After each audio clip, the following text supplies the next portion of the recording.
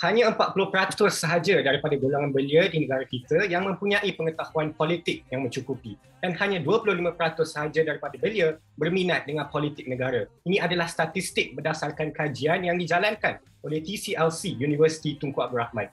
Tuan Speaker, ini merupakan sesuatu yang sangat merisaukan. Mengapa golongan belia tidak mahu melibatkan diri dalam sistem demokrasi negara?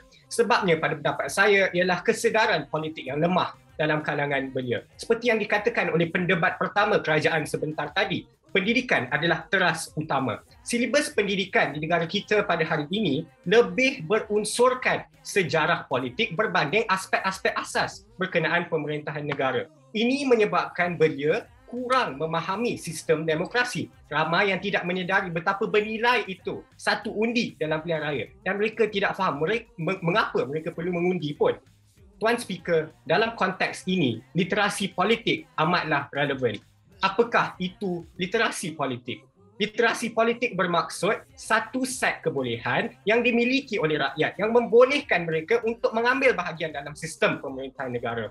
Ianya merangkumi pemahaman rakyat berkenaan cara kerajaan berfungsi, isu yang dihadapi masyarakat serta kemahiran berfikir secara kritis untuk menilai sudut pandangan yang berbeza. Tuan Speaker, cadangan saya pada hari ini adalah kita perkenalkan elemen literasi politik yang komprehensif dalam pendidikan sekolah menengah.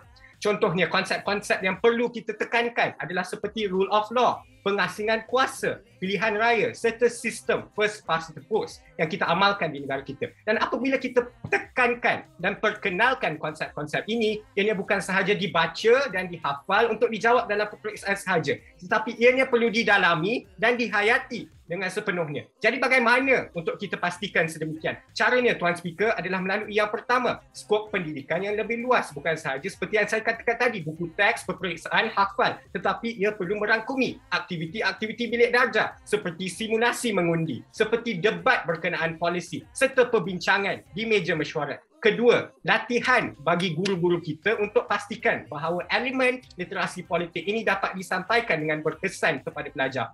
Tuan Speaker, ingin saya tegaskan bahawa literasi politik ini haruslah bebas daripada sebarang bentuk agenda atau propaganda yang boleh mengindoktrinasi minda anak muda. Kita mahukan pendidikan yang berkualiti melalui reformasi yang menyeluruh agar kita dapat lahirkan anak-anak muda yang mampu berfikir rasional, berfikir secara kritis, serta anak-anak muda yang cakna akan isu semasa. The quality of the government we elect relies on the quality of those governed. Dengan izin, Tuan Speaker, golongan belia adalah penentu masa depan negara. Justru kita perlukan elemen literasi politik ini yang komprehensif agar kita dapat melahirkan belia-belia ini yang mampu menyemarakkan dan menghidupkan sistem demokrasi di negara kita. Kita Malaysia.